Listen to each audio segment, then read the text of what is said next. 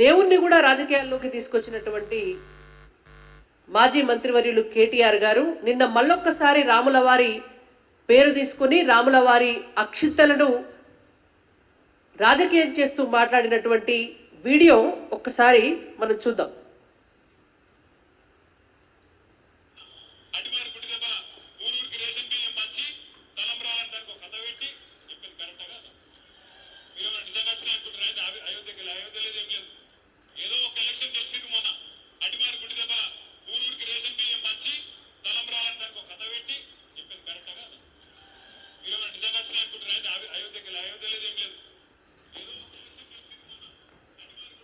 ఇది కేటీఆర్ గారు నిన్న అహంకారంతో కరీంనగర్ సభలో మాట్లాడినటువంటి మాటలు.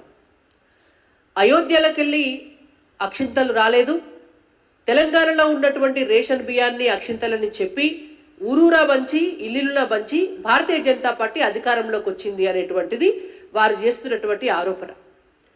మేము వాళ్ళు ఏమంటున్నామంటే రాజకీయాలు మాట్లాడదలుచుకుంటే బీజేపీ ఎట్లా అధికారంలోకి వచ్చింది, బీఆర్ఎస్ ఎట్లా అధికారాన్ని కోల్పోయింది అనేటువంటి దాని మీద పెద్ద డిబేట్ పెట్టచ్చు.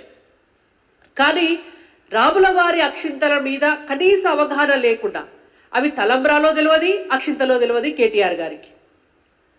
అయోధ్యలో ఉన్నటువంటిది బాలరాముడి గుడా తెలియదు, లేకపోతే సీతారాముడి గుడా తెలియదు కేటీఆర్ గారికి. అక్కడికి వెళ్ళి అక్షింతలు వస్తే వాటిని తలంబ్రాలని చెప్పి మాట్లాడుకుంటా ఇక్కడ ఉన్నటువంటి కంట్రోల్ బియ్యాన్నే అక్కడి నుంచి వచ్చినటువంటి అక్షింతలుగా పంచినారు అని చెప్పి హేళన చేస్తూ హిందూ సమాజాన్ని, హిందువుల మనోభావాలను దెబ్బతీసేటటువంటి విధంగా మాట్లాడినటువంటి కేటీఆర్ గారు ఇవాళ హిందూ సమాజానికి క్షమాపణ చెప్పాలి. వీళ్ళకు రంజాన్ యాదికొస్తే ముస్లింలను శాంతిపరచాలి కాబట్టి అప్పుడు హిందూ దేవుళ్లను కించపరచాలనేటువంటి ఒక ఆలోచన మదిలో మెదులుతుంది.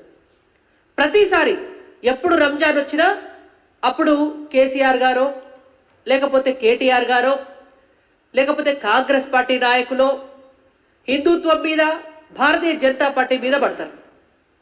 లేకపోతే ఎన్నికలు వచ్చినప్పుడు ముస్లింల ఓటు బ్యాంకు గంపగుత్తగా వాళ్ళకు పడాలి కాబట్టి హిందూ దేవుళ్లను కించపరిచి హిందువుల మనోభావాలను కించపరిస్తే వాళ్లకు ఓట్లు వస్తాయి ముస్లింలయ్యి అనేటువంటి ఒక రాజకీయ కుట్రతోటి, ఒక కుచితమైనటువంటి స్వభావంతో మాట్లాడినటువంటి మాటలే నిన్న కేటీఆర్ గారు కూడా మాట్లాడినటువంటి మాటలు. కేటీఆర్ గారు బియ్యం తింటే ఆహారం అవుతుంది, అదే బియ్యాన్ని ఇంత పసుపు కలిపి నెత్తి మీద వేస్తే అవి అక్షింతలై ఆశీర్వాదం అవుతుంది. అటువంటి భగవంతుడి ఆశీర్వాదం ఉండాలి అని చెప్పి దేశమంతా కూడా పార్టీలకు అతీతంగా హిందూ బిడ్డలందరూ కూడా కలిసి ఒక పండగలాగా 500 సంవత్సరాలైనా కూడా రాముడికి గుడి లేకపోతే ఆ గుడిని కట్టుకుంటున్నటువంటి సందర్భంగా ఆ గుడి కోసం పార్టీలకు అతీతంగా కూడా అనేక మంది, లక్షల మంది హిందువులు, కోట్ల మంది హిందువులు తమకు తోచిన విరాళాలు ఇచ్చి నిర్మించుకున్నటువంటి ఒక గుడి కోసం ఆ దేవుడి అక్షింతలు నెత్తి మీద వేసుకుంటే ఆ ఆశీర్వాదం మనకు లభిస్తుంది అనేటువంటి ఒక ఆశతోటి ఒక పండగ చేసుకుంటే వీరి వల్ల హేళన చేసి మాట్లాడుతున్నారు. ఒక భారతీయ జనతా పార్టీ కార్యకర్తలే పంచినారా అక్షింతలు? బీఆర్ఎస్ పార్టీ కార్యకర్తలు కూడా పంచినారు, కాంగ్రెస్ పార్టీ కార్యకర్తలు కూడా పంచినారు. దాన్ని మీరు రాజకీయాల కట్టగట్టి మాట్లాడుతున్నారు అంటే కేవలం రంజాన్ పండుగ వస్తుంది కాబట్టి ముస్లింల వాళ్ళందరినీ కూడా శాంతిపరచాలనేటువంటి ఉద్దేశంతో మీరు చేసినటువంటి వ్యాఖ్యలుగా మేము భావిస్తూ ఖచ్చితంగా మీరు హిందూ సమాజానికి క్షమాపణ చెప్పాలని భారతీయ జనతా పార్టీగా డిమాండ్ చేస్తున్నాం. ఇంకో మాట కూడా అన్నారు, ఊరూరా అక్షింతలు వచ్చి మేము ఎంపీ ఎన్నికల్లో 8 సీట్లు గెలిచినాము అని. మరి నిన్న మొన్న జరిగినటువంటి పట్టభద్రుల ఎమ్మెల్సీ ఎట్లా గెలిచినాం? నిన్న మొన్న జరిగిన టీచర్స్ ఎమ్మెల్సీ ఎట్లా గెలిచినాం? 3 ఎమ్మెల్సీ ఎన్నికలైతే అట్లా 2 ఎమ్మెల్సీలు Bharatiya Janata party గెలుచుకుంటే 1 MLC independent గెలుచుకున్నారు. ఇవాళ మీ పార్టీకి కనీసం పోటీ చేసే ముఖం లేదు ఎన్నికలల్లా. ఇలా భారతీయ జనతా పార్టీ తెలంగాణ రాష్ట్రంలో 2 ఎంపీలుంటే 8 ఎంపీల స్థానానికి వచ్చింది. ఒక ఎమ్మెల్యే ఉంటే ఇవాళ 8 మంది ఎమ్మెల్యేల స్థానానికి వచ్చింది.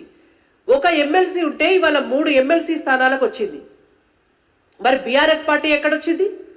అధికారాన్ని కోల్పోయి గుండు సున్నా ఎంపీ స్థానాలను తెచ్చుకొని ఎమ్మెల్సీ స్థానాలకు వచ్చేసరికి కనీసం పోటీ కూడా చేయలేనటువంటి పరిస్థితికి మీ పార్టీ వచ్చింది. అది కేటీఆర్ గారు యాదకుంచుకోవాలనేటువంటిది భారతీయ జనతా పార్టీగా బేక్ చేస్తున్నటువంటి హెచ్చరిక. దాన్ని బట్టి అర్థమవుతుంది భారతీయ జనతా పార్టీ ఎక్కడున్నది, బీఆర్ఎస్ పార్టీ ఎక్కడున్నది అని.